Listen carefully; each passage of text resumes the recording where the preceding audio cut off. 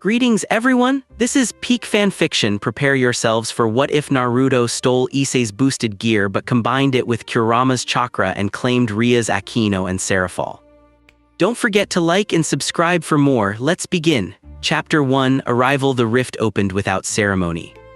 No thunder, no dramatic flash of light, just a sound like reality tearing at a seam nobody knew existed. And then Naruto Uzumaki was somewhere he absolutely was not supposed to be. He hit the ground rolling, old combat instinct taking over before conscious thought could catch up. His hands found dirt, then grass, then he was already on his feet with a kunai in his fist, eyes sweeping the tree line 30 meters out, night sky above. Stars he didn't recognize in patterns that made the back of his neck prickle. The air tasted different, thicker somehow, like the atmosphere itself had more weight to it, saturated with something that buzzed faintly against his chakra sense the way a live wire hums. He lowered the kunai slowly. Kurama? Nothing. The space in his mind where the fox lived, where that enormous, contemptuous, beloved presence had taken up permanent residence, was quiet in a way that made Naruto's chest clench, not absent, just rearranged. Like furniture shifted 2 inches to the left in a room you've lived in for years. You don't see it wrong, but you feel it immediately. He pressed a hand flat to his sternum and felt it, a deep, resonant pulse like a second heartbeat slightly out of sync with his own. Kurama's chakra was still there, woven so thoroughly into his coils now that untangling them would have been like trying to separate 2 rivers that had been running together for decades. But something had happened in the transit. Something had attached. His left hand was glowing, not the warm gold of sage mode, not the corrosive violet of negative emotion chakra. This was red. Deep, arterial red, pulsing in geometric lines across the back of his hand and up his forearm like circuitry drawn in fire.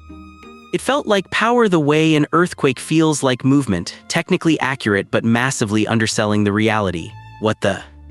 I would strongly recommend, said a voice in his head that was not Kurama's, that you don't panic. Naruto stared at his hand. Who said I was panicking? Your heart rate suggests otherwise. My heart rate is perfectly fine, he flexed his fingers. The red lines pulsed in response, and he felt something enormous and hungry shift beneath them, not malevolent, not the way the Kyuubi had once felt malevolent, but enormous in the way that oceans are enormous, indifferent to scale. Who are you? Ddraig, a pause, waited with something that might have been amusement or might have been resignation. I am, or was, the Welsh dragon, the Heavenly Dragon. I lived within a sacred gear called the Boosted Gear, which belonged to a young man named Issei until approximately 7 minutes ago, when your dimensional transit apparently ripped it free and absorbed it into whatever you are. Whatever I am, Naruto repeated flatly. Your energy is unlike anything I have cataloged in 2,000 years of existence. It is not demonic, not divine, not the power of any heavenly dragon I have encountered. It feels ancient, alive. And it appears to have already begun integrating with mine. Naruto looked at his hand again. The lines were settling, the glow fading to something barely visible unless you knew to look, like embers banked under ash. Is that going to be a problem? Another pause. For you, unlikely. For the existing power structures of this world, something that was definitely amusement now. Almost certainly. Naruto exhaled slowly through his nose. Then he looked up at the unfamiliar stars and made a decision the way he always made decisions, quickly, cleanly, and without the luxury of second-guessing himself. He was here. He had power he didn't fully understand yet. Somewhere out there was a world he needed to read before he could navigate it. First step, find people. Second step, try not to accidentally start a war. His track record on step 2 was mixed. He found the town by following the lights. It was a city, actually, a proper one, sprawling and lit and busy even at what had to be past midnight in certain districts. He skirted the edges of it, reading the architecture, the signs, the fashion of the few people he saw on late streets. Japan, definitely Japan. The characters on the storefronts were familiar enough that he could parse them, the urban layout following patterns he recognized from Konoha's more modern satellite towns. But the energy underneath the city's surface was something else entirely. Even without actively sensing, even just walking, he could feel pockets of it, dense, pressurized concentrations of that heavy, buzzing power scattered throughout the city like hidden furnaces. Most of them were stationary, one of them was moving fast toward something. Naruto followed it because that's what he did. He He tracked it to an abandoned lot on the city's western edge, a construction site that had been paused mid-build, all skeletal rebar and concrete foundations open to the sky. The energy he'd been following turned out to be a woman. She was tall, pale, with long dark hair that moved like it had opinions, dressed in a Kuoh Academy uniform that did absolutely nothing to camouflage the fact that she was extremely dangerous. She moved with her hands already crackling with lightning, actual lightning, violet-white and gorgeous, coiling around her fingers like it was glad to be there. She was fighting something. The something in question was a creature that had been human once and clearly resented the reminder. 8 feet tall, 3 extra joints in the wrong places, face collapsed inward like someone had remodeled it in a hurry. It moved in lurches that were somehow faster than they should have been, and it was screaming, not in pain, in appetite, in a sound that scraped against Naruto's skull. The woman was good, better than good. She threw a bolt of lightning that caught the creature across the chest and staggered it, then followed it up with a compressed sphere of dark energy that exploded on contact and drove it into a rebar pillar. The creature tore free in half a second and came back angrier. She hadn't noticed Naruto arrive. She was focused, professional, not wasting movement, but she was also alone, and the creature was already regenerating the damage from her last strike, flesh knitting shut with a wet sound that made the air taste wrong. Behind her, hanging back at the construction site's entrance with significantly less composure than the lightning woman, were 3 younger students. A girl with auburn hair that was almost red, sitting crimson in the construction lights, watching with sharp blue-green eyes that tracked everything. Beside her, a boy with short dark hair gripping a camera like it was a weapon. And pressed flat against a half-wall, a girl with long blonde hair who looked like she desperately wanted to be somewhere with better lighting and no monsters. The auburn girl's hands were pressed together in a posture Naruto recognized as readiness without being aggression. She was managing her people, watching the fight, calculating. Leader, he noted, smart one. The creature lunged and the lightning woman stepped aside with practiced grace, but a chunk of rebar the creature kicked up caught her in the shoulder on its way past and she spun, off balance for just a moment, which was exactly long enough for the creature to redirect and come at her again from below. Naruto was already moving. He didn't make a conscious choice to intercept. He never really did. His body just went where it needed to be, 2 steps, a flicker of chakra to his legs, and he was between the lightning woman and the creature with his right hand already drawn back. The creature got a Rasengan to the face. The compressed rotating sphere of chakra hit it mid-lunge, and the sound it made was less an impact and more a statement. The creature described a parabola through the night air, cleared the construction site, and came down somewhere in the adjacent empty lot with a crash that set off a car alarm 3 streets over.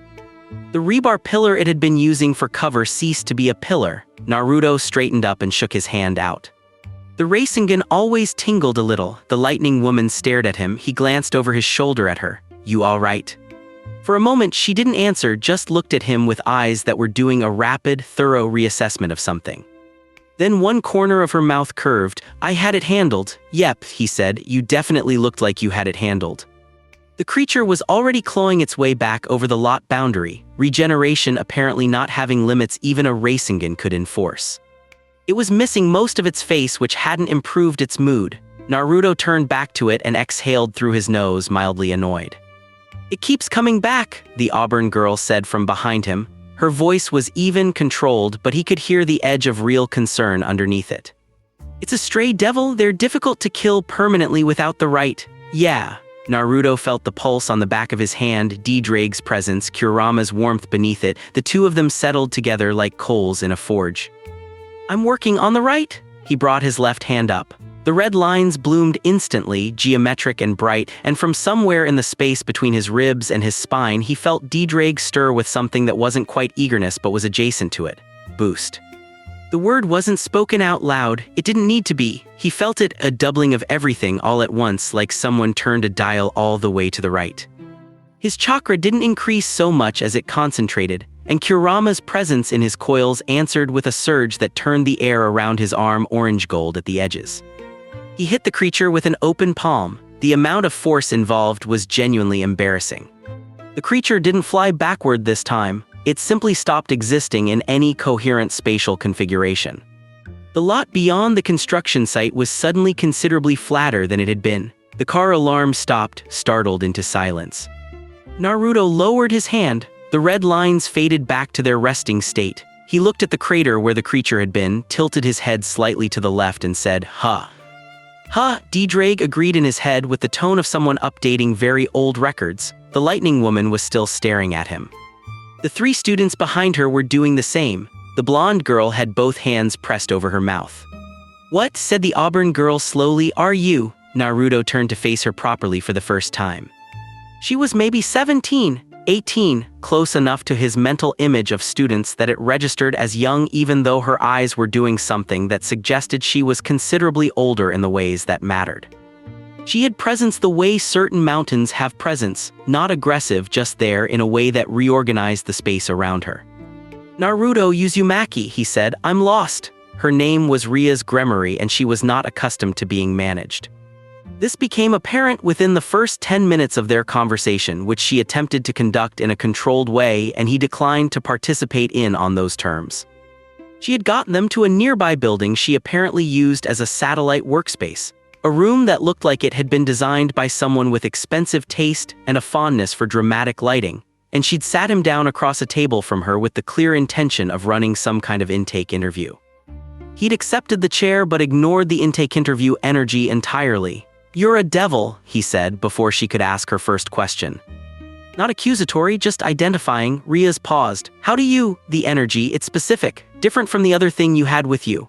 He nodded toward Akeno, who had taken up a position near the window with her hands folded in front of her and an expression of very careful assessment on her face. "She's something else too, partly." Akeno's expression flickered. Something moved through her eyes too quickly for him to read it there and gone. "You can sense demonic power?" Rias asked. "I can sense everything, it's a chakra thing." He paused. "Actually, I'm not sure if chakra means anything here, you probably have a different word for it." "What is chakra?" "Life energy. Spiritual and physical combined. Everyone has it, most people just never learn to use it. Where I'm from, it was the basis of everything. Jutsu, combat, medicine." He leaned back in the chair, easy and relaxed, which seemed to mildly irritate her. "What's your power structure?" "I got dropped in blind." She studied him for a long moment.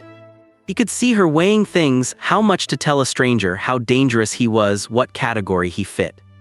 He watched her realize with something that looked almost like consternation that he didn't fit any category she had. "This world runs on a balance," she said finally, and he appreciated that she didn't dress it up. 3 factions. Devils, angels, fallen angels. We had a war a long time ago and it nearly ended all 3 of us.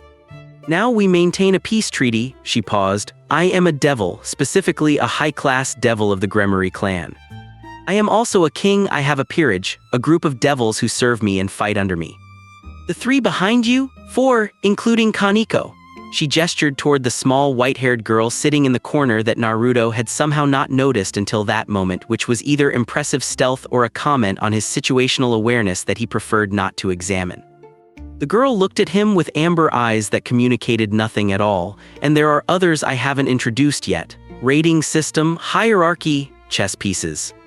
King, queen, bishop, rook, knight." He absorbed this. "And the stray devil, what was that?" "A devil who abandoned their master's service." Something tightened in Ria's jaw. "They degenerate without that structure, become feral. It's our responsibility as local management to deal with them." She tilted her head, watching him. "What you used on it, that was not demonic power. It wasn't angelic either. I've never felt anything like it." "Chakra," he said again, "and something extra now." He held up his left hand, and though the lines weren't currently lit, he saw her eyes track to it immediately. She could clearly sense something there. "I came through a dimensional rift, some kind of transit collision. I think I picked up something that doesn't belong to me." "The boosted gear," she said immediately. He looked at her sharply. "I recognized the energy." Her voice was careful now, measured in a way that suggested she was doing real-time restructuring of several assumptions. "The boosted gear is one of the 13 Longinus, the most powerful sacred gears in existence.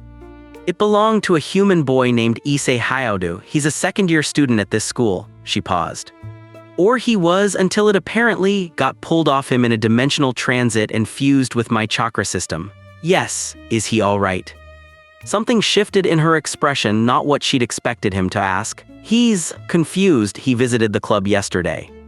The gear is simply gone and he can't explain why. I'll find a way to explain it to him." Naruto said it simply, no drama.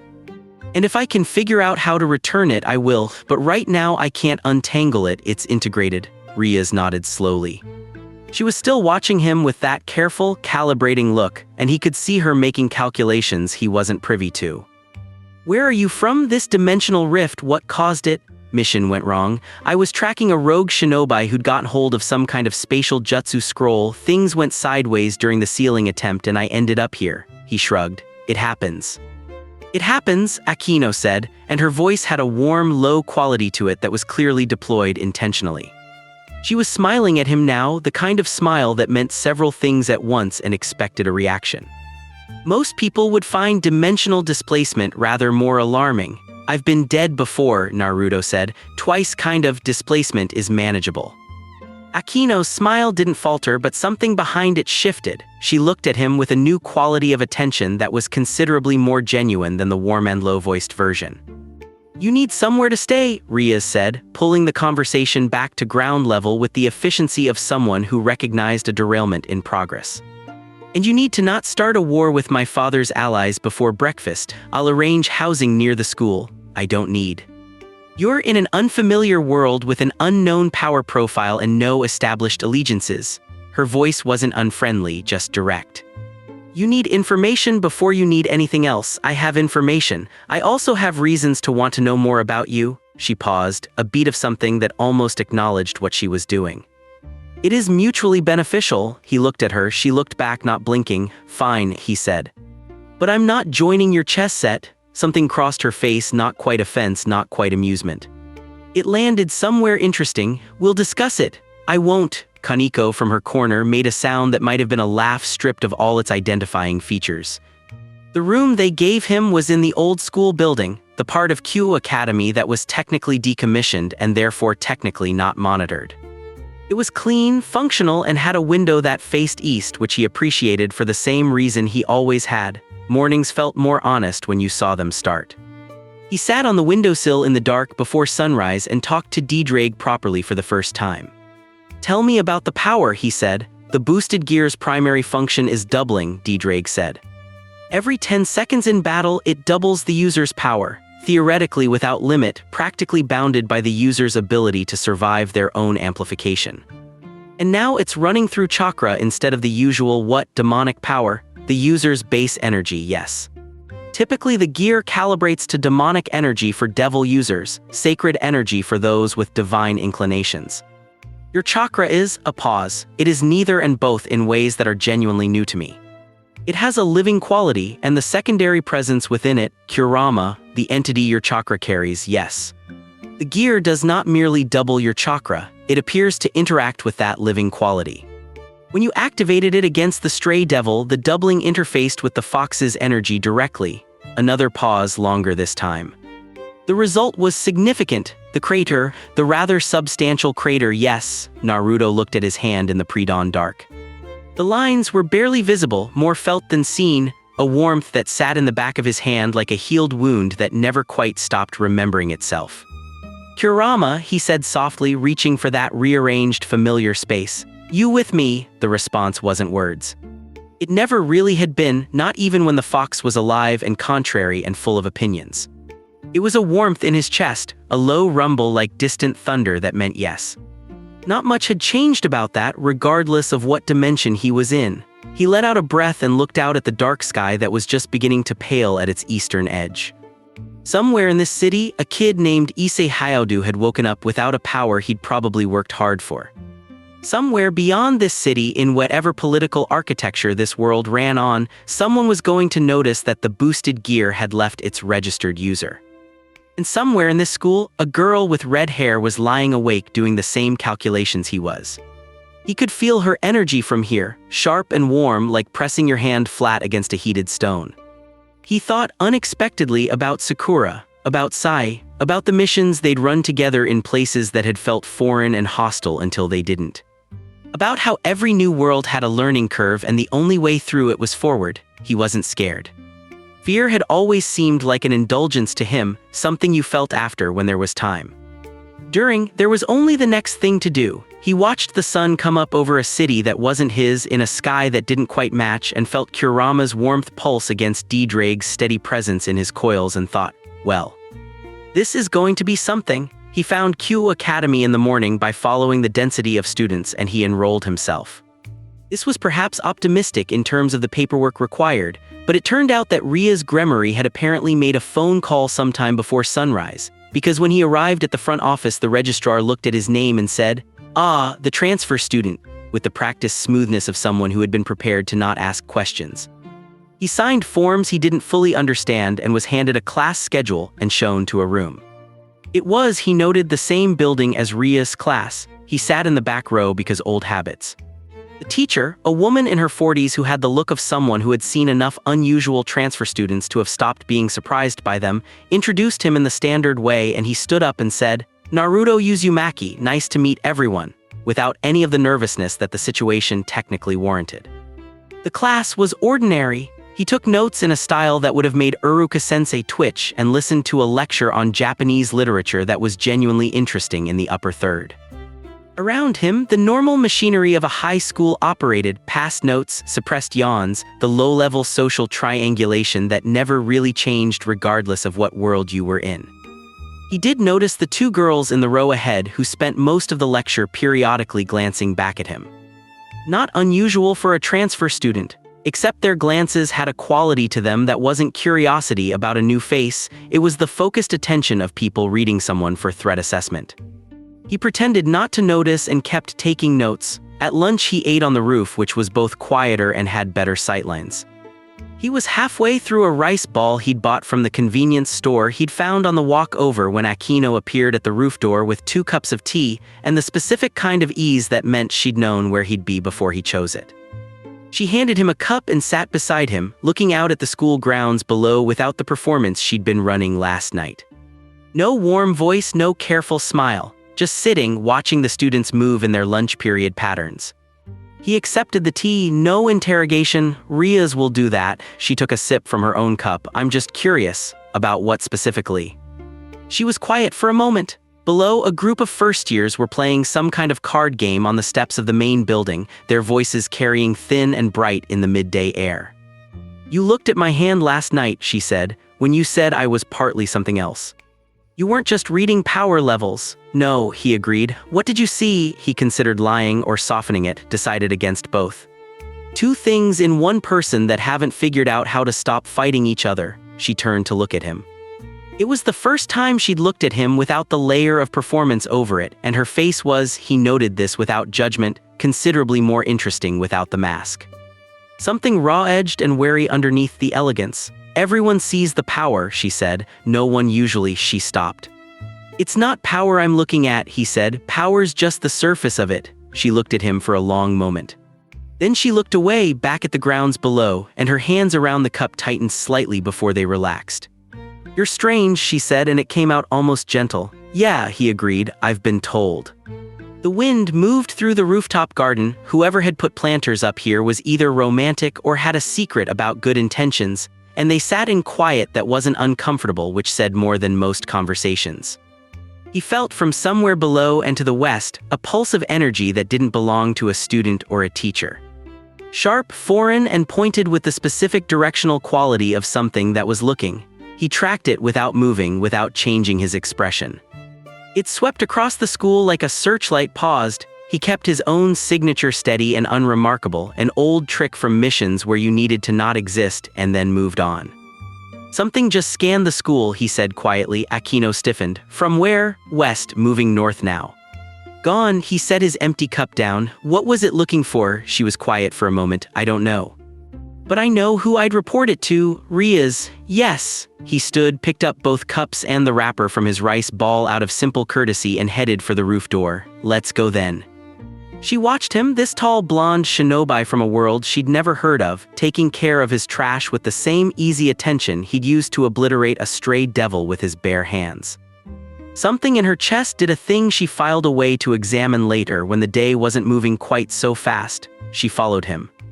The Occult Research Club met in the old building's 3rd floor, a room that had been furnished with the kind of deliberate comfort that said Rias Gremory had opinions about where she spent her time.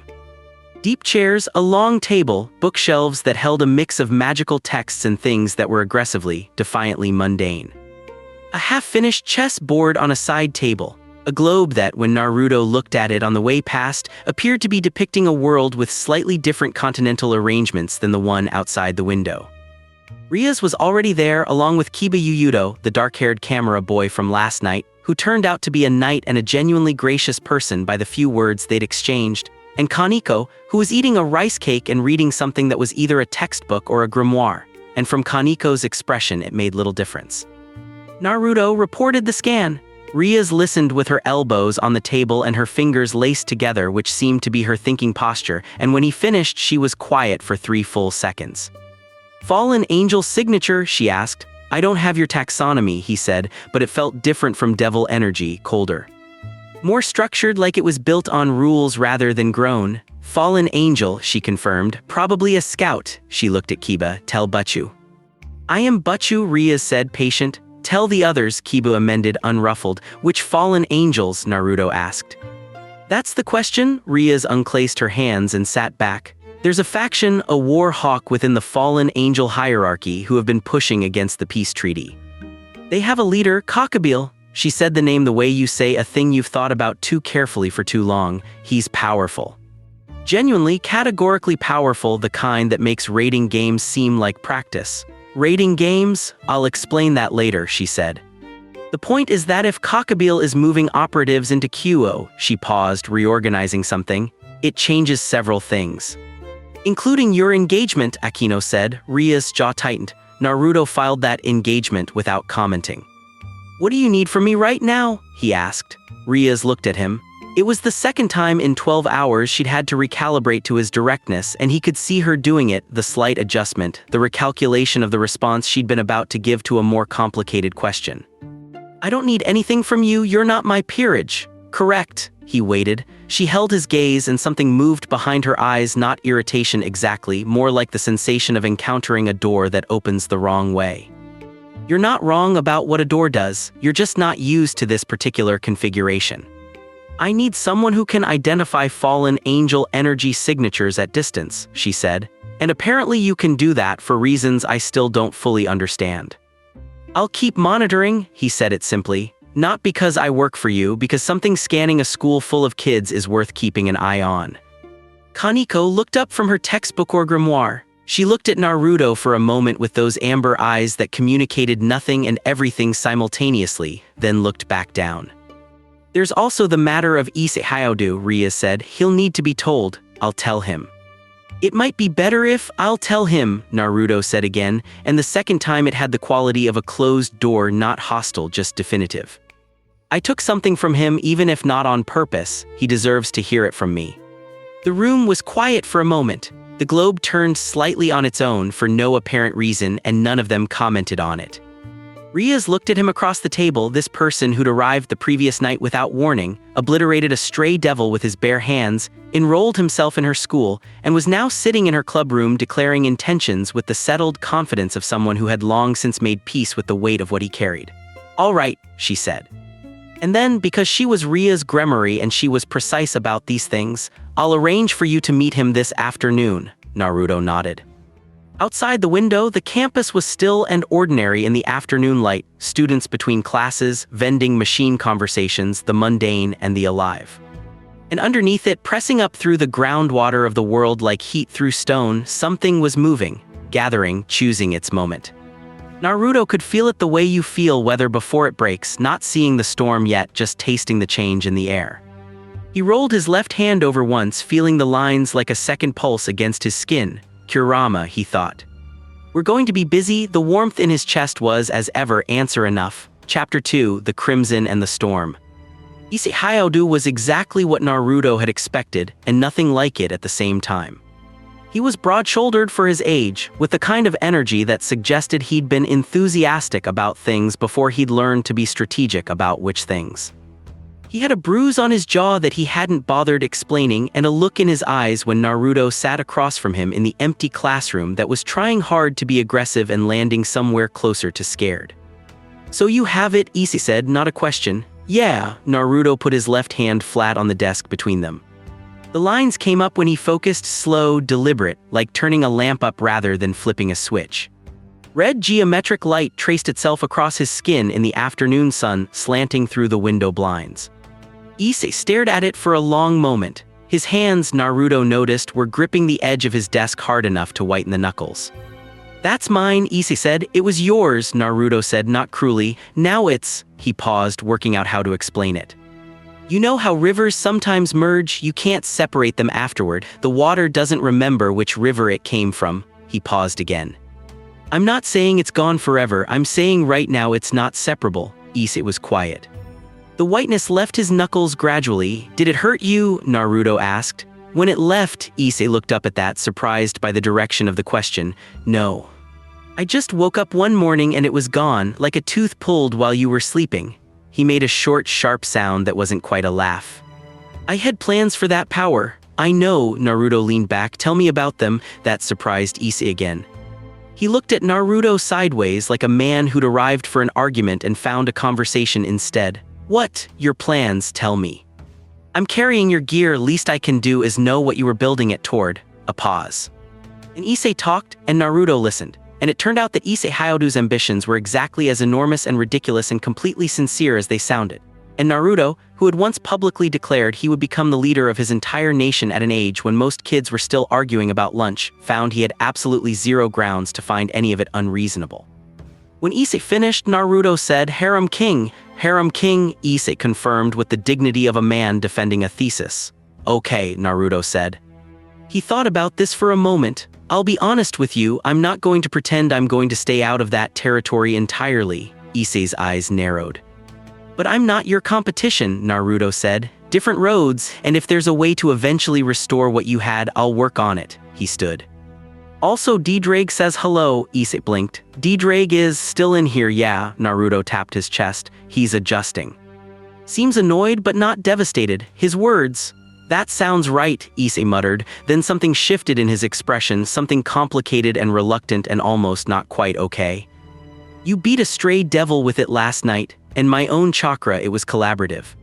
Issei looked at his empty hand. The same hand that had carried that power for months, that had learned to feel its absence the way you learn to feel a missing limb. He closed it into a fist and opened it again. "Don't waste it," he said. "I won't," Naruto said.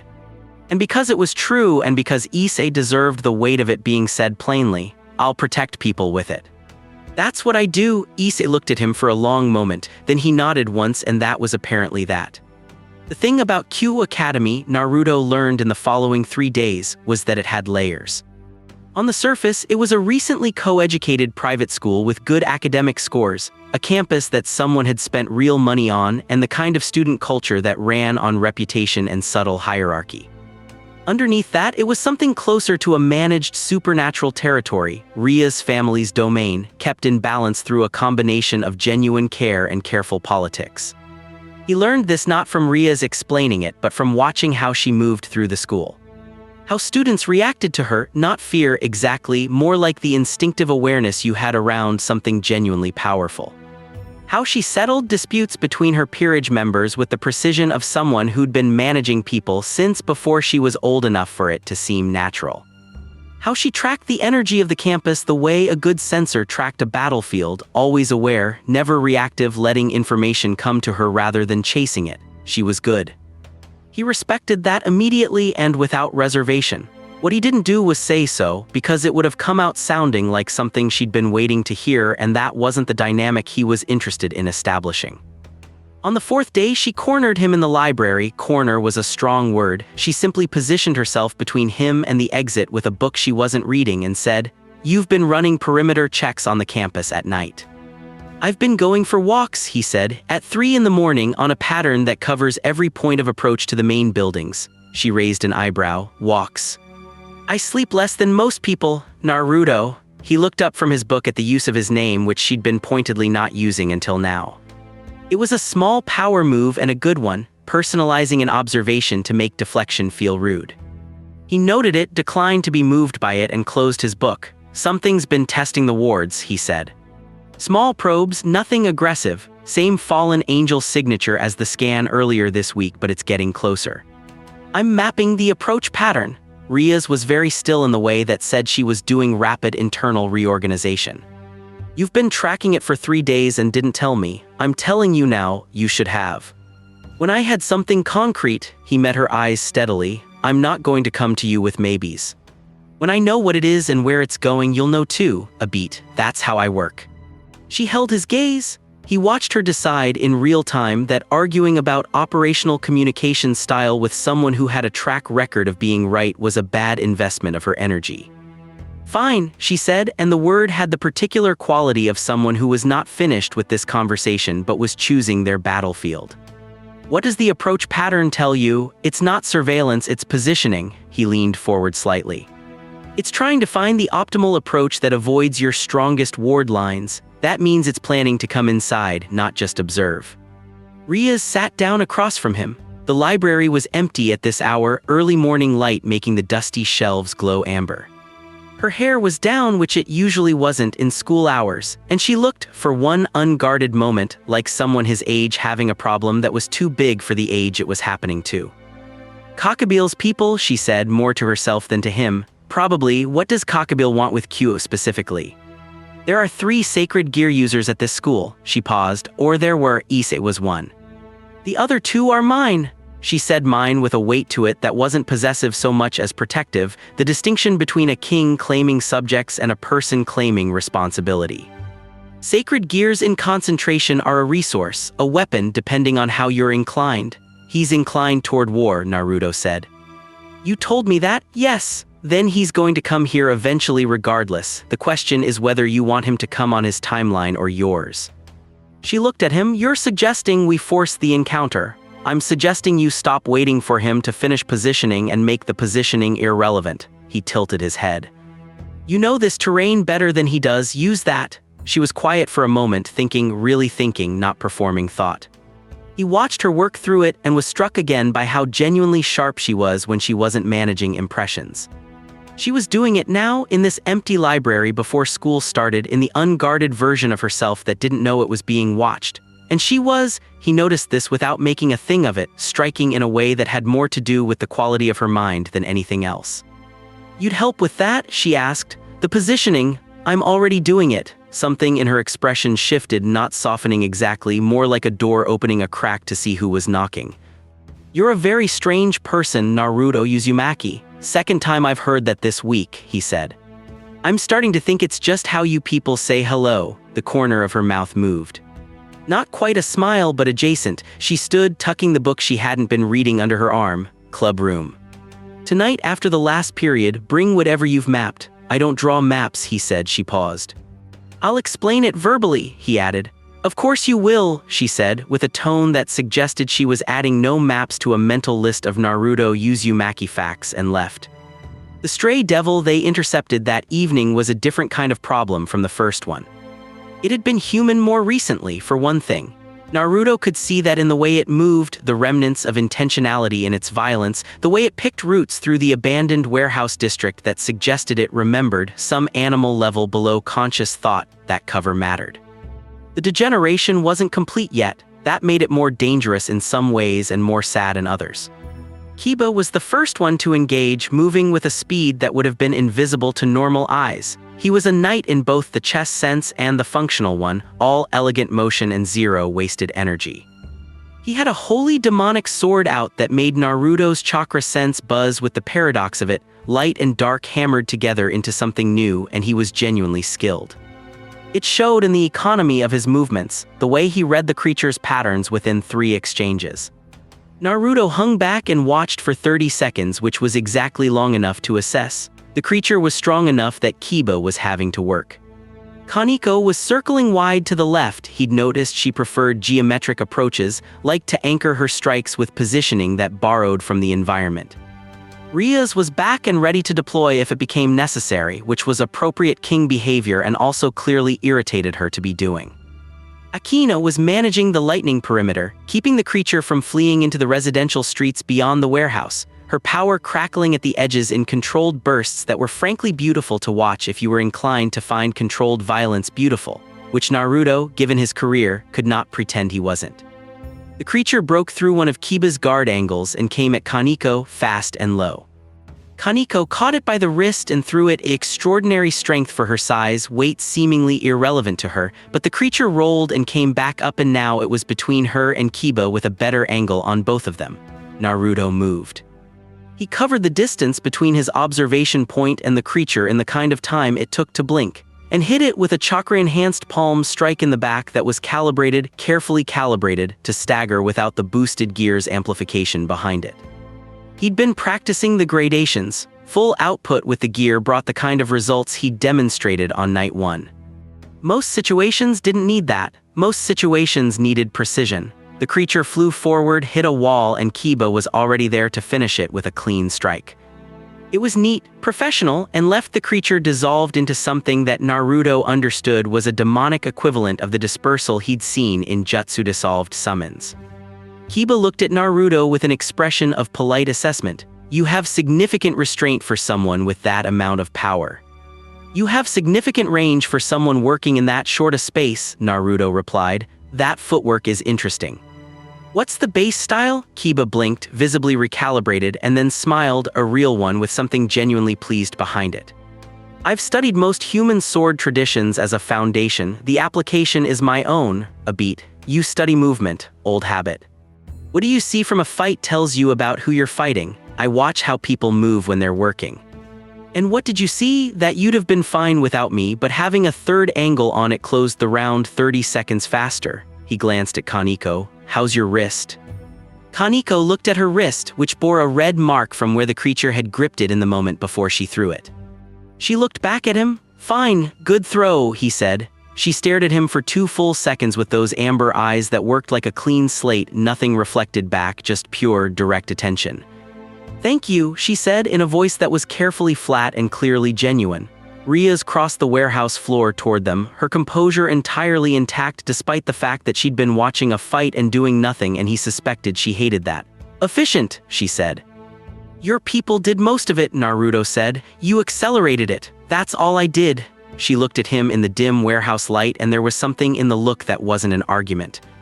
More like a note taken, filed, and not mentioned yet.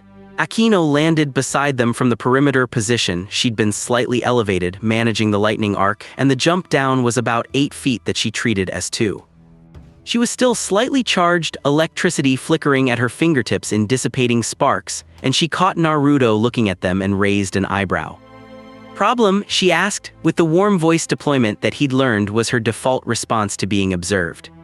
The lightning perimeter was well placed, he said. You left the northwest gap intentional, she paused, to funnel it toward Kaneko. Yes, risky. If it had broken northeast instead, it wouldn't have. Her voice lost the warm edge, replaced by something more precise and considerably more interesting.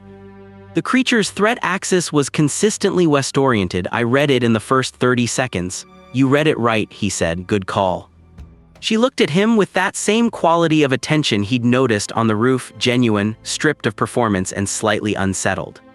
Like he kept answering the wrong question and getting it right. You're going to be annoying, she said conversationally. Probably, he agreed. It was Kiba who found him in the training area behind the old building at 10 that night.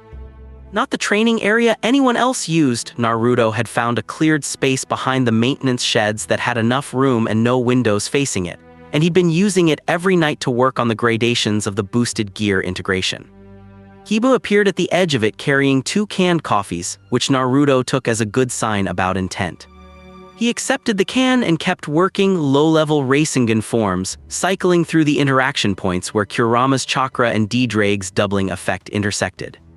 It was slow, painstaking work, the kind of calibration that required feeling your own power the way a surgeon felt nerve depth. But he was making progress. Kiba watched for a few minutes, then said, Can I ask about Kurama? Yeah. You mentioned the name when you were talking to Issei. Ddraig recognized it. Ddraig knows of it. He hadn't encountered the actual thing. Naruto let the Rasengan disperse and turned to look at Kiba. Kurama is a being of enormous chakra, a 9-tailed fox. In my world, creatures like him were called tailed beasts. They were part of the world's energy system, living concentrations of power. He paused. He died to save my life. His chakra stayed behind. Kiba was quiet, absorbing this. He sacrificed himself. He'd say it was a strategic decision and he didn't sacrifice anything, he just redistributed his energy. A pause. He'd be lying, but he'd be convincing about it. Kiba smiled at that, the easy, real version again. You miss him. Every day, he said it without drama, but he's still here in the way that matters. The chakra isn't separate from who he was, it carries him. It's not the same as having him, but it's not nothing. Kiba looked at his own hands. In the dim light, something moved across his face, a thought passing through that had weight and roots. I had something taken from me too, he said. A long time ago, people I was taken from before I understood what was happening to me. He looked up. Lady Rias found me after, she gave me a place. She's good at that, Naruto said. He didn't qualify it. She is. Kiba met his eyes. She has something coming, something with the engagement that she hasn't fully told the rest of us yet. But I can see it wearing on her. The engagement again. He'd been waiting for this to surface properly since Akeno had mentioned it 3 days ago. Tell me. Her family arranged it. A match with Riser Phoenix, another high-class devil, pure-blooded from a clan with regenerative abilities. Kiba said the name with a careful neutrality that contained a significant volume of opinion. He's powerful. He's also not gentle with the people around him. She doesn't want it. No, but it's family politics and the Phoenix clan has significant influence. She doesn't have a clean way out, he paused. She won't ask anyone to fight that battle for her. It's not how she's built. Naruto thought about this. Then he thought about Rias in the library that morning, that one unguarded moment where she'd looked her age. Then he thought about what Kiba wasn't saying, which was that he was telling Naruto this for a reason. I'm not your peerage, he said. I've said that. I know, Kiba finished his coffee. I'm not asking you to be. I'm just giving you information. What you do with it is your own business. He stood. Good night, Naruto. He left, and Naruto stood in the training area with the canned coffee getting cold in his hand and his left hand's lines warming faintly without being activated, as if Ddraig was registering something. Problem on the horizon, the warmth said, or might have said, worth looking at. Yeah, Naruto agreed to the empty air and the residual warmth of a fox who'd chosen to stay. I see it. The scan on the 5th night wasn't a probe. Naruto was at his usual perimeter point, east face of the main building, where the ward line had its thinnest coverage because the wards had been designed when the school was all-girl and the designers hadn't thought hard about a male approach axis when the energy hit. Not scanning, arriving. 3 signatures, fallen angel in the specific way he was learning to identify. That cold, structured quality built on old law rather than grown from living power. They came over the north wall of the school grounds in the space between 2 ward pillars, and they moved with the precision of people who had been watching and learning the gaps for days. He was moving before they'd cleared the wall. He came over the roof of the secondary building and dropped into their path from above, not attacking, just appearing, which in his experience was usually more unsettling than an attack. All 3 of them stopped and took positions, wings out, spears of compressed dark light already formed. 2 were unfamiliar. The 3rd had a specific edge to his energy that Naruto had been tracking for days, the scanner, the one mapping the approach. You're the one who's been running the perimeter checks, Naruto said to him. The fallen angel looked at him with pale eyes and a face that wore arrogance the way some people wore uniforms as a professional tool. He was tall, blonde in the way that made it look deliberate, and he had the body language of someone who had not, in recent memory, encountered anyone they needed to be careful of. The human who carries Ddraig, he said. This is interesting. I'm not human, Naruto said, and what's interesting is that you're in someone's protected territory without invitation. Lady Rias Gremory's ward lines are inadequate too. The line between the 2nd word and the 3rd got interrupted by Naruto's hand closing around the spear of dark light the fallen angel to the left had thrown at him mid-sentence. He caught it the way you caught a ball, reading the arc, moving his hand to meet it, closing his grip around the condensed energy with enough chakra reinforcement to stabilize it. He looked at it for a second, it crackled and pushed against his grip. He tightened it slightly and it stopped. I'd prefer, he said, not to do this the loud way, but I will. The 3 fallen angels looked at what he'd just done with their colleague's attack. Something shifted in the formation, still dangerous, still committed to their mission, but recalibrating the risk assessment. We're not here for you, the lead one said. He dropped the arrogance a register, still present but professional now. The sacred gear users in this school are under protection. Naruto dropped the spear of light. He let it dissolve rather than throwing it back, which would have escalated and straightened up. As is this entire campus, you want sacred gear users, there's a process for that, go through it. Cockabeel doesn't use processes, the fallen angel said, and the name dropped into the air between them like a stone into water, and he watched Naruto's face for a reaction. Naruto gave him a level look, then Cockabeel can come himself and I'll explain the process to him directly. A pause. You know who he is? I know what he wants. War, if I understand correctly, which means you three being here isn't reconnaissance anymore, it's provocation. He looked between them. Tell me if I'm wrong? He wasn't wrong. He could see that. The lead fallen angel was reading him with real attention now, the arrogance submerged under something that was actually assessment. Whatever profile they'd been given of the situation at Kuoh, it hadn't included Naruto Uzumaki, and they were doing live recalculation. Leave, Naruto said. You had a chance to scan and you mapped the approach. That's done now. Come back with your boss or don't come back at all.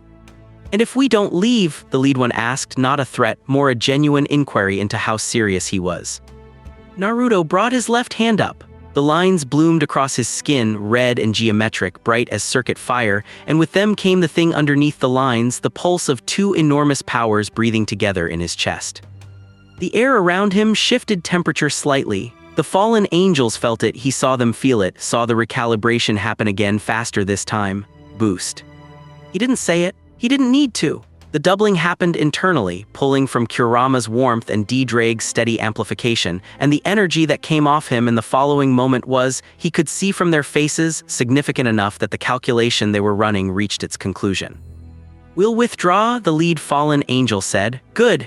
He didn't move until they'd cleared the north wall and their signatures had receded to tracking distance. Then he exhaled, feeling Ddraig settle back to baseline, placid and contained, like a banked furnace. Well handled, the presence communicated in that way that wasn't quite words, minimal escalation. I know, Naruto said. And then, because it was true, though now Cockabeel knows someone's watching his approach, is that a problem for him?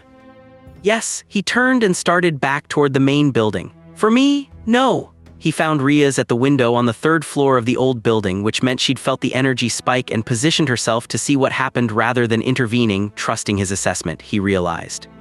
Trusting that he'd have told her if it was something he couldn't manage, that was new. She hadn't trusted him that way 4 days ago. He came in through the window rather than the door, which he was doing increasingly out of simple habit and which she had stopped commenting on after day 2. She was in a different dress than school hours, dark blue, simpler, and she looked at him with the particular expression of someone who had been holding their breath and was now deciding not to admit it. 3 of them, he said, Cockabeel's people, they were positioning, not attacking, I sent them back. Sent them back, she said it the way you repeat something to confirm you heard it correctly. They'll report to Cockabeel, he'll know there's an obstacle now, that changes his timeline, that changes several things. She moved away from the window, crossing the room in the controlled, purposeful way she moved when she was managing emotion. He'll accelerate. He can't afford to let an unknown factor sit in his path while he's building towards something larger. That's what I do, Naruto agreed. She turned back to face him. The room's lamp was warm and low, and in that light the careful composure she wore in school was softer, not gone, just less armored. You're doing it again, she said. What? Protecting this place without being asked to, she held his gaze. Without any formal obligation, people in this school don't know what's moving toward them, he said simply. Until they do, someone should be watching. That someone could be my peerage. Your peerage is good. But your peerage is also you, same training ground, same reference points. I bring a different frame. He paused. Besides, I'm here. Might as well be useful. She looked at him for a long moment. The lamplight made her hair glow dark red, and her eyes, which in school were always doing something tactical, were doing something else right now that he didn't have a clean word for. I looked up dimensional transit theory, she said, the kind that generates a rift powerful enough to cross between worlds. The energy required it's enormous. It requires a significant power source at the point of origin or a massive collision event, or, she paused. Or it requires the presence of something that already bends the rules of physics around itself. Like a living creature of extraordinary power, a beat, like a nine-tailed fox, he was quiet. You told me Kurama died saving your life, she said. You said the chakra stayed, but the transit happened during a mission that you said went sideways. She met his eyes. Was the transit the thing that saved your life, or were you already dying when it opened? He held her gaze for a long time. Both, probably, he said finally. She nodded, not with pity. He was grateful for that because pity would have made him leave the room. With something that was closer to acknowledgement, the recognition that a weight existed and was real, which was different from being sorry about it. Rias, he said, and used her name the way she'd used his in the library, intentional, a small door opening. What is the engagement? Her expression closed slightly, not shutting him out, more like bracing, a political arrangement. The Gremory family and the Phoenix family. It was decided by my brother and Riser's family without significant input from me. She said it with precision that contained a controlled amount of anger. Riser Phoenix is powerful, well-connected, and entirely certain that everything he wants he should have, including you. Including me, she turned to look out the window. He's coming to visit soon, to demonstrate his claim, I think is the subtext. What happens if you refuse? It becomes a political event. My brother's position is complicated by it. The Gremory name, there are pressures. She was quiet for a moment. I am trying to find a solution that doesn't require burning things down.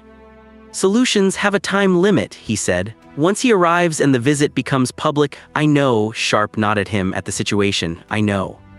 He thought about what Kiba had told him. He thought about the way she'd looked in the library that morning with her composure slightly lowered. He thought about the difference between what she needed and what she was willing to ask for. When he comes, Naruto said, I want to meet him. She turned from the window. That's not. I'm not asking permission, not aggressive, just clear, the way he stated things that were already decided. When he comes and he acts like he acts, from what you've described, I'll be there. What happens after that is up to him. Rias stared at him. In the lamplight, with her hair down and her composure at partial capacity in Cockabeel's shadow somewhere on the horizon, she looked simultaneously more powerful and more real than she did in any other context he'd seen her in. You're going to be a problem, she said softly, and it didn't sound like a complaint. Third time this week I've heard something like that, he said. The others were wrong, she said, I'm right. The corner of his mouth moved. She saw it, and something in her face did something she clearly hadn't authorized. Outside, the night campus was quiet, the wards humming their low frequency under the groundwater of the world, the city beyond going about its uninformed life. 3 fallen angels were somewhere north of the city, carrying a report that would accelerate a timeline. And here, in the lamplight room with the unfamiliar star map outside the window, 2 people who were both used to carrying weight were doing the thing that people who carry weight occasionally do when they're not performing for anyone. Just existing in the same room and finding it sufficient. Chapter 3, The Peacock's Feathers. Riser Phoenix arrived on a Tuesday, which felt wrong somehow. Tuesdays were for mundane things. Riser Phoenix was not a mundane thing. He came to the school in the early afternoon with the particular energy of someone who had never in his life arrived anywhere without being prepared for people to notice. He was tall, blonde, movie poster handsome in a way that looked expensive, and he moved through the front gate of Kuoh Academy with his peerage trailing behind him like a very well-dressed military formation. 14 members, all female. All watching the school's students with the specific brand of cool assessment that said they were categorizing, not admiring. Naruto was on the roof eating lunch when they arrived. He didn't move. He watched from above the natural vantage that he'd defaulted to so consistently over the past week that he'd started thinking of it as his spot. Below, the normal campus machinery stuttered. Students noticed Riser's entry the way you notice weather changing. Something in the air shifted, not threatening yet but loaded with potential. Riser's energy was considerable. Naruto read it the way he read all power, not impressed or intimidated, just recording. Phoenix lineage, Rias had explained. Regeneration fire and immortality that wasn't actually immortality but was close enough to function as one in most practical applications.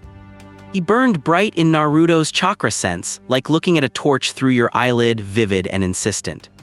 He was heading for the old building. Naruto finished his rice ball, stood up and took the stairs. He arrived at the club room door at the same moment as Riser's knuckles were completing their knock. A firm, deliberate knock that communicated I am here rather than may I come in.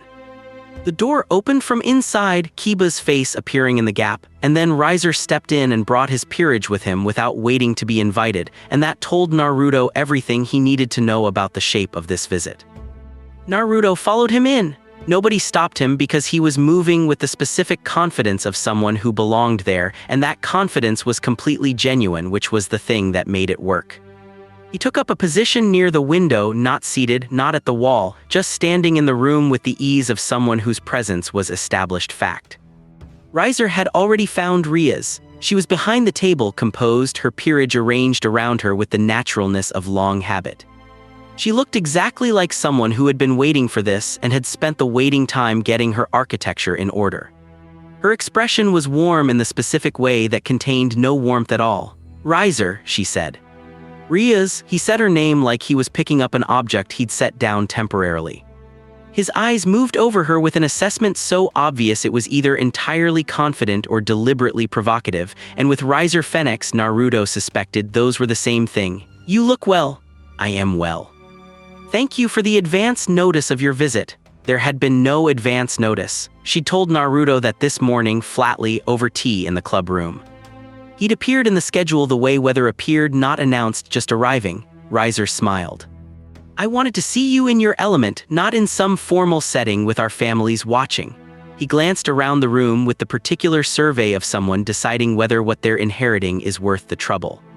His eyes landed on Naruto. They stayed there. Something moved across Riser's face, not alarm, too confident for alarm, more like a recalibration.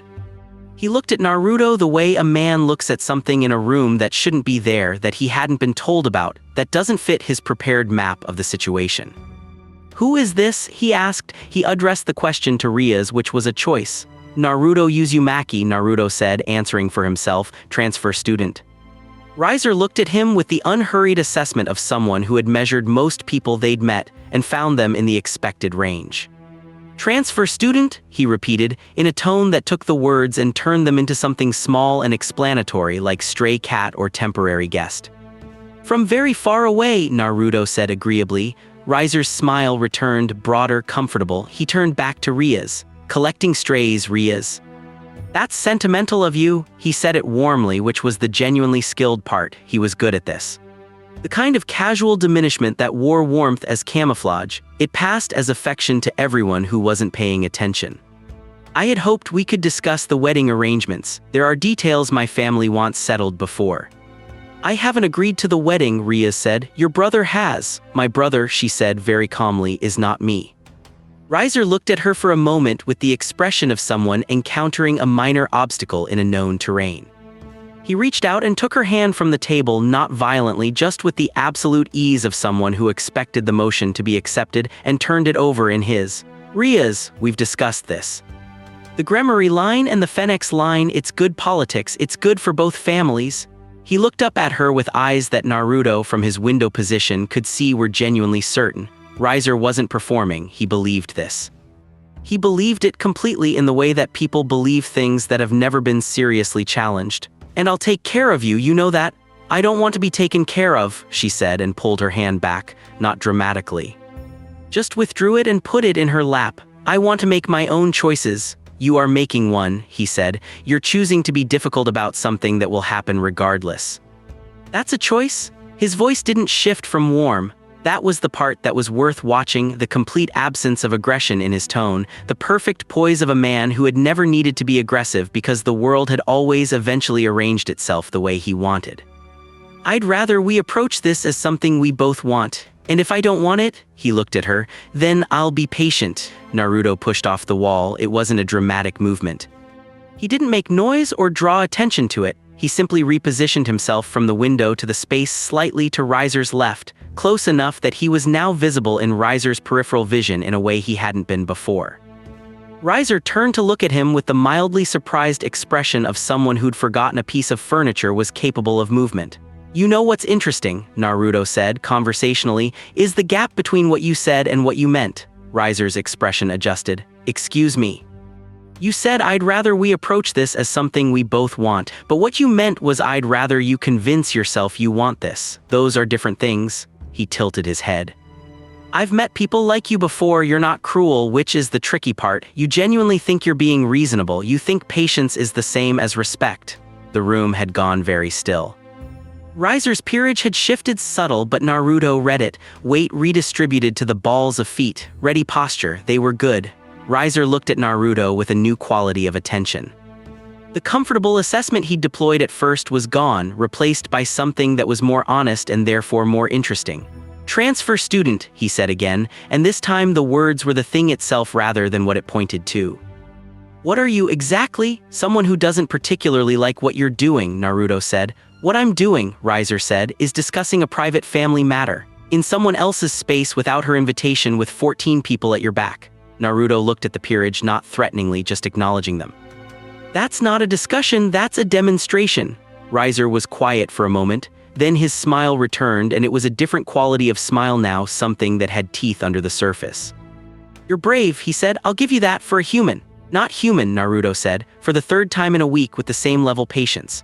"Then what?" In answer, Naruto brought his left hand up and let the lines come slow, steady, the red geometric light blooming across his skin in the afternoon sun coming through the club room windows. He felt Ddraig settle into active presence, felt Kurama's warmth thread through it, and watched Riser's eyes track the energy the way a sensor tracked an approaching storm. Riser's expression changed properly for the first time, not fear.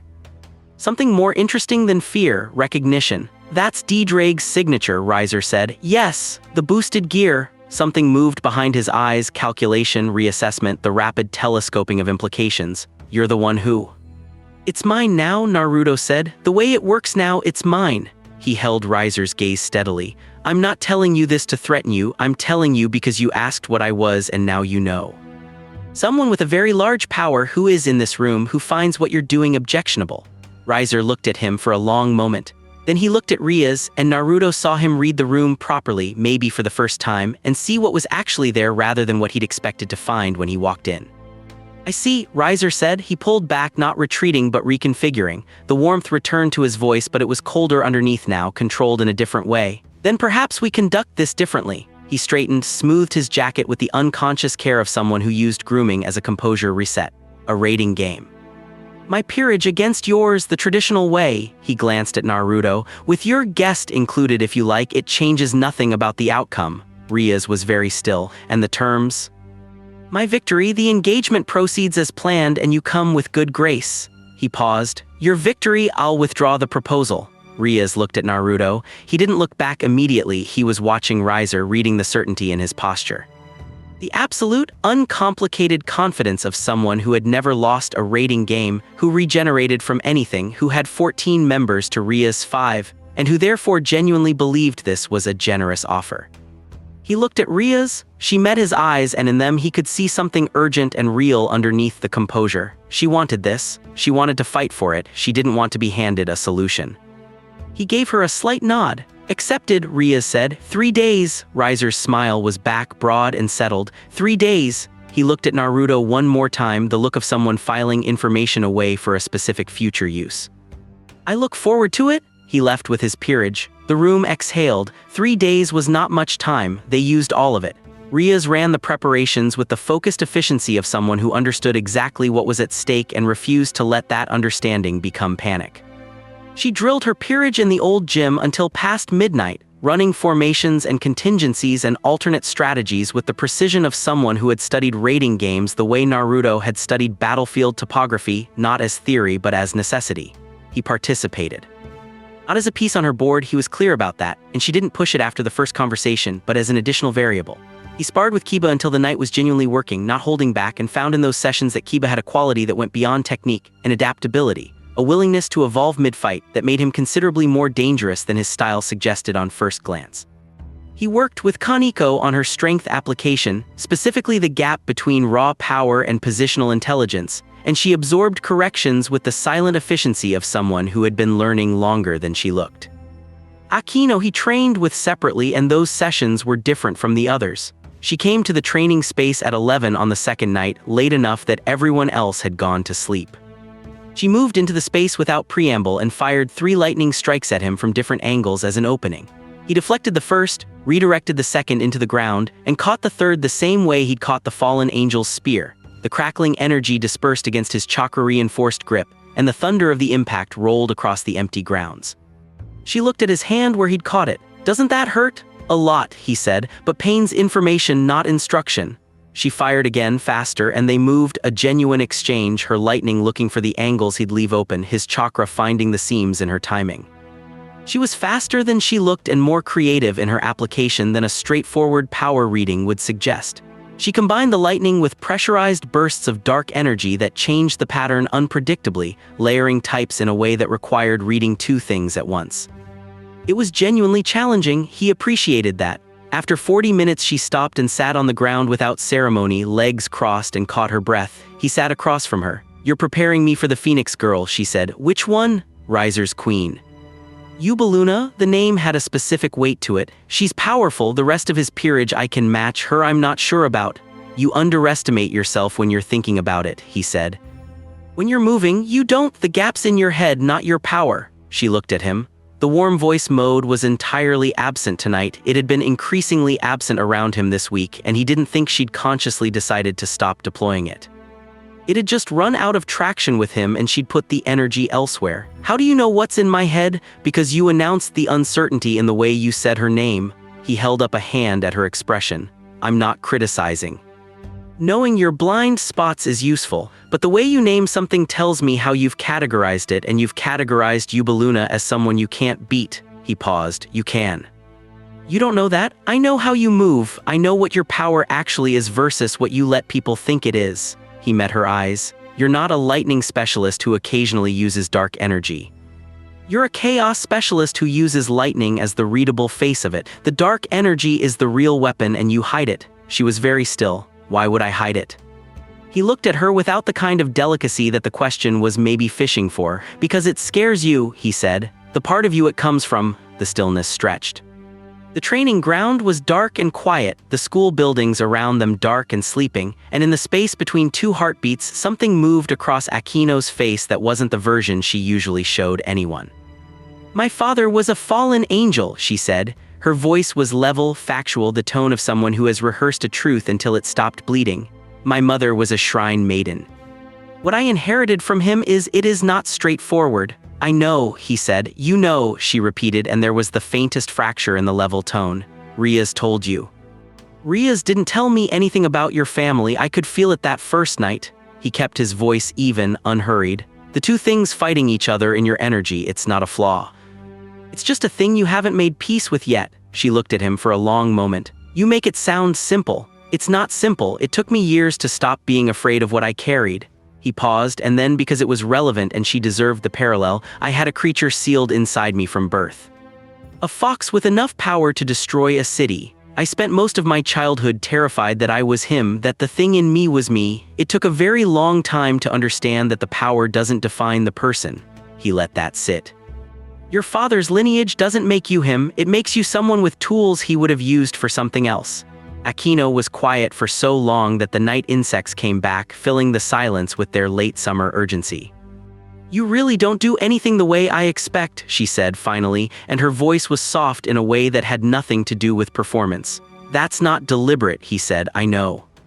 That's the part that's hard to manage." She looked at her own hands in the dark. The lightning was gone, but sometimes in his chakra sense he could feel it underneath her skin, always ready, always waiting. "What should I do differently? Tomorrow's preparation session," he told her. She listened, really listened, without filtering it through her existing framework, which was the hardest thing for skilled people to do. They worked until midnight, and when she left, walking back across the grounds toward the old building, she carried herself differently than she had coming in. He wasn't sure she knew that. He decided not to mention it. The rating game took place in a conjured space, a dimensional pocket that the rating game system apparently generated, a replica of a small urban district with enough structural variety to make terrain meaningful. Naruto stepped into it and immediately began reading sightlines, approach paths, the specific quality of the conjured light that suggested where defensive positions would give blind spots. Riser's peerage was arranged opposite. 14 strong, and they knew what they were doing, the positioning alone told him that. Distributed overlapping coverage, no single point of failure, their bishop contingent held back and their rooks pushed forward as pressure forces. Rias' peerage was 5 plus Naruto. Riser stood at the back of his formation, relaxed as a man watching a sport he'd already won. He caught Naruto's eye across the space between them and nodded once, acknowledging a credible opponent, which was more honest acknowledgement than Naruto had expected from him. He gave Riser credit for that. "Ready?" Rias asked quietly. "When you are," Naruto said. She looked at him. She was wearing the game version of her power, the crimson hair unbound, her energy up and present, the thing that lived in her that was pure Gremory manifesting in the air around her shoulders like a heat shimmer. She was magnificent in a completely objective way. "Don't hold back," she said. "I wasn't planning to," he said. She smiled, small, real, for just a second. "Good." The game started. Riser sent his rooks forward as expected, which meant Naruto went to meet them because Kiba and Kaneko had their own assignments and burning the team's resources on the first wave was wasteful. He took the first rook's opening strike on his forearm, let the impact push him back 3 steps to read the power level, and then hit her on the second exchange with a Rasengan that wasn't amplified at all. She went down fast, too fast, which told him the power differential was larger than he'd estimated. He recalibrated immediately. These were highly trained devils with genuine combat experience, but the power gap between Riser's peerage and Rias was real, and it was being managed by Riser's assumption that quantity and regeneration closed that gap entirely. He intended to demonstrate that assumption's limitations. 3 of Riser's knights came at him as a unit, coordinated, clean, the kind of teamwork that came from genuine experience fighting together. One high, one low, one holding the angle. He went vertical chakra to his feet, straight up and over the high angle, and came down behind the formation, hit the middle knight with a chakra-enhanced strike, and was already moving before the other 2 could redirect. He wasn't trying to win the whole game by himself. That wasn't the point, and it wasn't Rias' strategy. The point was to manage Riser's numerical advantage while Rias' peerage handled their matched counterparts with the freed space. Kiba had found his opposite number, Riser's knight lead, a woman with a speed that genuinely matched his, and they were in a running exchange across 3 blocks of the conjured urban space, blades meeting in arcs that left light trails in the air. Kiba was adapting, changing his attack pattern every 3rd exchange to prevent the rhythm from establishing, and Naruto saw him find an angle and take it clean. 1 rook down. Kaneko was handling 2 of Riser's bishops simultaneously. She was taking hits that would have stopped most people and converting them into throw angles, using the impact to add momentum to her own strikes in a way that turned her opponent's power against them. She was bleeding from a cut above her eyebrow and moving faster than she had in any training session. Akeno. He found her position 3 blocks north and felt the energy before he saw it. The lightning was there, the visible face, but underneath it something vast and dark was building in the way a wave builds out at sea before it matters at the shore. She was fighting Yubaluna, and Yubaluna was good, magically powerful and precise, throwing compressed explosive spheres that detonated with enough force to reshape the terrain. Akeno was reading the explosions and using the debris. Working the environment with the chaos specialist intelligence he'd identified in her, turning Yubaluna's power into obstacles using the disrupted sightlines. She was behind on damage and ahead on positioning, and the thing underneath the lightning was getting bigger. Use it, he thought, stop waiting. As if she heard it, she couldn't, they had no link, but some things you just decide at the right moment. Akeno stopped moving.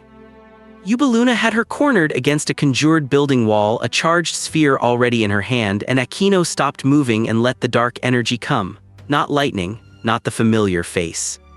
The real thing, unfettered, absolute darkness that had weight to it, that made the light in the conjured space redraw itself around the absence, that moved like something alive and chose its own direction.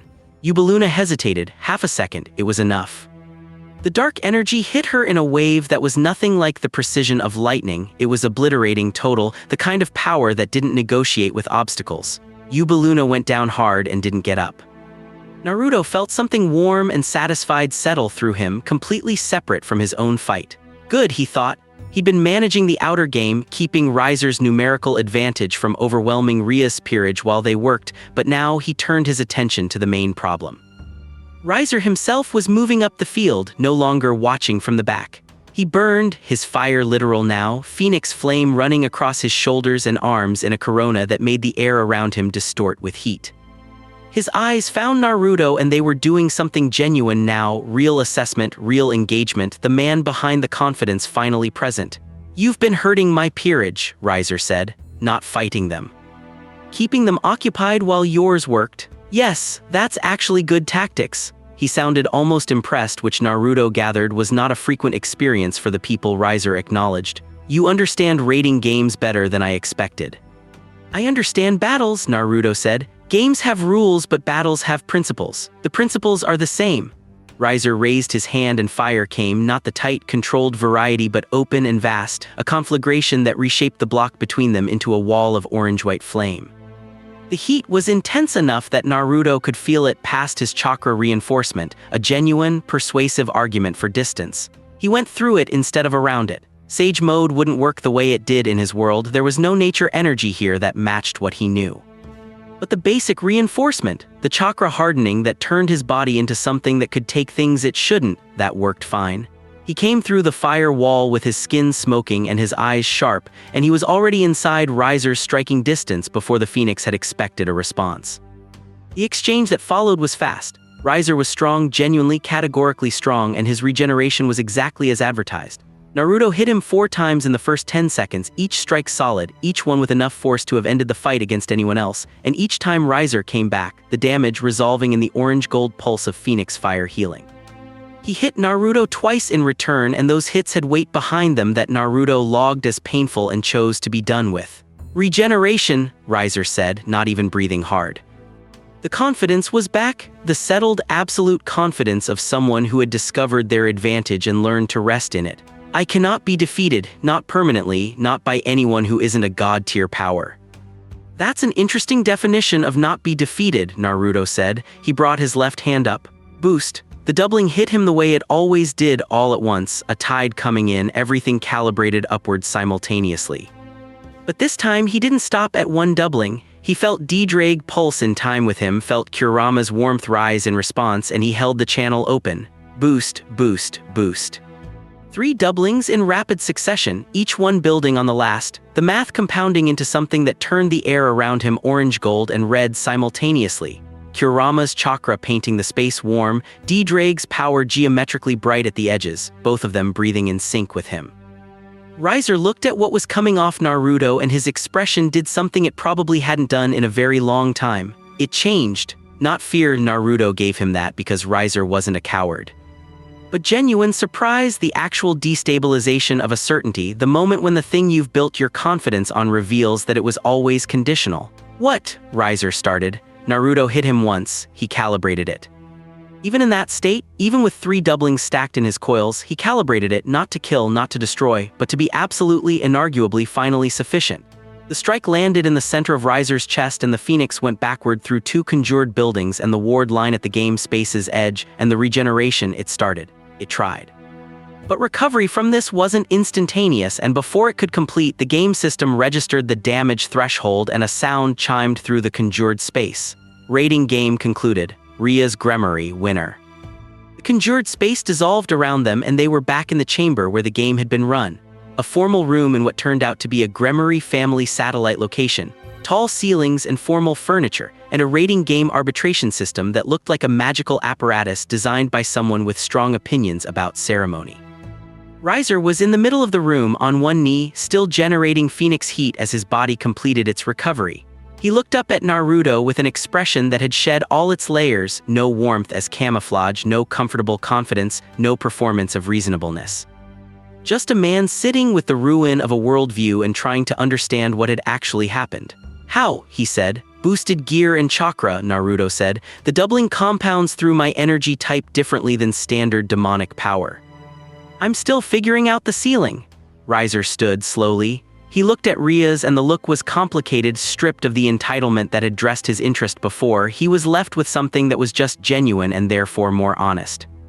"You had him," he said, "and it wasn't an accusation. You knew what you had when he arrived." "I knew he was capable," Rias said. She didn't gloat. She wasn't built for gloating, he'd noticed. She made her victories clean. "The terms of the game stand." Riser was quiet for a moment, then he nodded, once with the decisive quality of a man making a choice rather than having one made for him. "The proposal is withdrawn." He looked at Naruto again, and something in his eyes had genuinely shifted, not gratitude, not yet, maybe not ever, but the specific openness of a person encountering a real edge for the first time. "I underestimated you."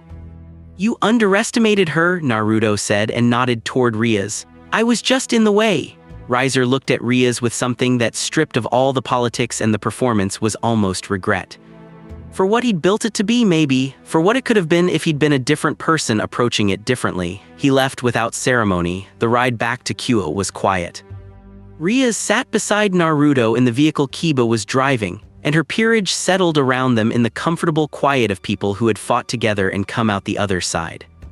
Kaneko had fallen asleep sitting upright, which Naruto found genuinely impressive.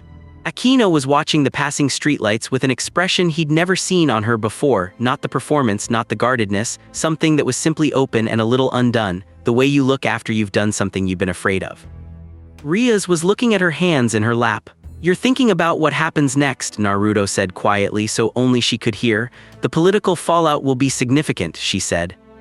"My brother will need to manage the Phoenix family's response. Riser's pride, Riser will be fine," Naruto said. "He's smarter than the pride, he'll process it." He paused. "Your brother? Surzech is, he'll understand.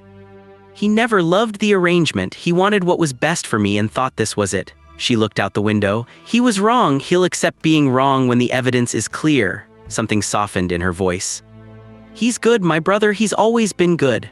"Then it's fine," Naruto said. She looked at him. "You make things sound very simple." "They usually are, it's the feelings around them that are complicated."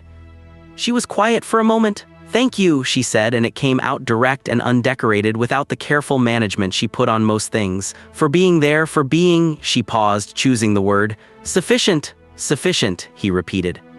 "Is that not the right word?" He looked at her, the red hair catching the passing streetlights, the blue-green eyes doing something that had nothing tactical in it at all, and thought about how she'd looked before the game started, the smile that had been small and real. "It's a fine word," he said. Akeno from across the car without looking away from the window said very quietly, "It's not the word she means." Rias turned to look at her. Akeno's expression was perfectly serene and entirely innocent, which was the tell. Naruto looked out his own window. Somewhere behind them, a man named Riser Phoenix was sitting with the rubble of a certainty he'd never thought to question, and maybe building something more honest in its place. Somewhere ahead, Kuoh Academy sat in the dark with its wards humming and its fallen angel scan signatures pressing at the edges. One thing resolved, another thing gathering. He felt Kurama's warmth in his chest, steady, warm, something that was amusement in the frequency that foxes found amusing, and felt Ddraig settle into the quiet contentment of a power that had been used properly. The city lights moved past them and the car carried 5 people who had come through something together and were, in the specific way that only comes from shared stakes and real risk, closer than they'd been this morning. Naruto rested his head back against the seat and let the night move.